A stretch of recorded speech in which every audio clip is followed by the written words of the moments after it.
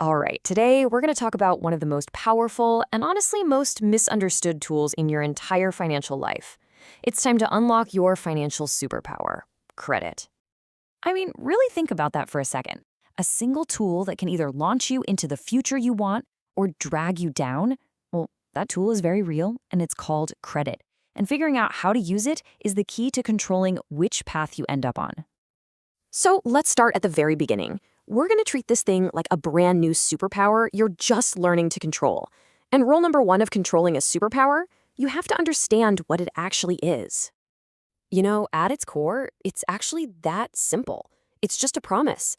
A bank or a lender gives you money right now and you make a promise to pay them back down the road. But that last part, that usually with interest bit, yeah, that's the kryptonite. That's the part we've got to watch out for. Okay, if you remember only one thing from this whole explainer, please let it be this.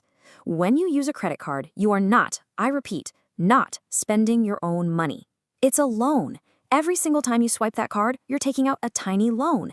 Think of it like this. A debit card is basically digital cash. The money comes straight out of your bank account. If you don't have it, you can't spend it. Simple.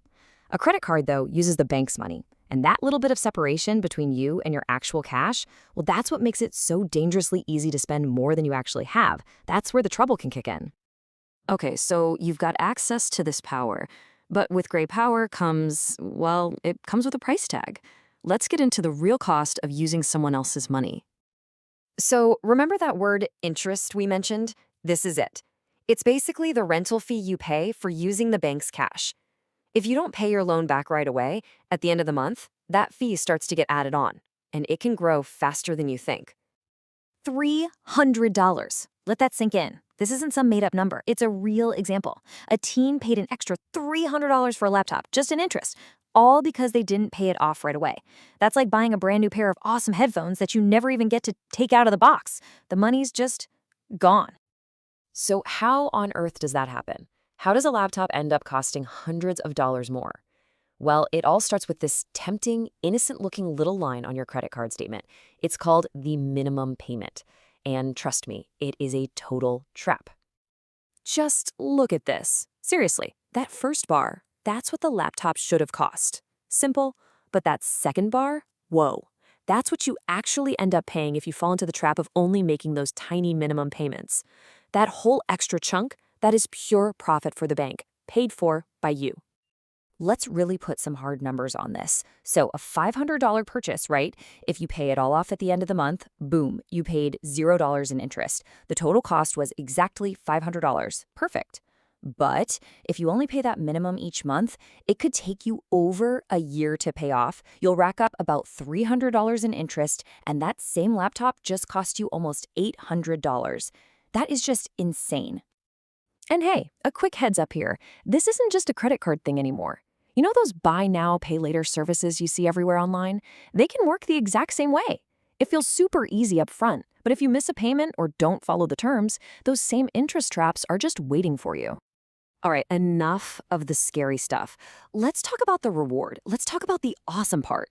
Because if you can master this superpower, if you can avoid those traps, you get to unlock something incredibly valuable. You get to build a good credit score. So what is a credit score? Honestly, the best way to think about it is like a report card for your finances. It's just a number that tells lenders how trustworthy you are with their money. A high score shouts, hey, this person is responsible. They keep their promises. A low score, well, it kind of waves a big red flag. Now you might be thinking, okay, a report card. I get it, but so what? Why does this one number follow me around and matter so much? Well, because a good score opens some seriously important doors in your adult life. A lot of them. For starters, you want to get your own place someday? Pretty much every landlord is going to check your credit score to see if you're a reliable tenant who's likely to pay the rent on time. Need a car to get to school or a job? A good credit score is basically a requirement for getting a loan. And not only that, a better score gets you a cheaper loan with less interest. We're talking about saving thousands of dollars over time. And here's the one that always surprises people. Some jobs, especially in fields like finance or for the government, will actually check your credit history as part of the hiring process. They see it as a measure of your personal responsibility and character. Wild, right? Okay, so the stakes are pretty high, but the good news is the path to a great score is super clear. It's not a secret. So, how do you actually start building good credit and unlock all those benefits? Let's get into the step-by-step game plan. First, an easy on-ramp is to become an authorized user on a parent's card. As long as they have good habits, their positive history can actually help build yours. Second, you could look into a secured card. This is like credit with training wheels. You put down a small cash deposit, and that becomes your spending limit. It's super low risk. And third, and this is the big one, the absolute golden rule: pay every bill on time. It is the single biggest thing that affects your score. So here are the essential rules of the road to live by. Number 1, don't buy something on credit if you don't have the cash to pay for it right now. Always read your monthly statements, check for errors and see where your money's going, and never forget that a single missed payment can stick to your score and hurt it for years. Seriously. Okay, let's bring it all home. We've talked about the power, we've talked about the pitfalls, and we've laid out the path to success. It really all boils down to one core idea. At the end of the day, that's all credit is. It's a tool. A hammer can build a house, or it can smash a window. The power is in how you choose to use it. It's not free money, it's not magic, and you are the one in control. Every choice you make with your money, starting today, is another sentence in that story.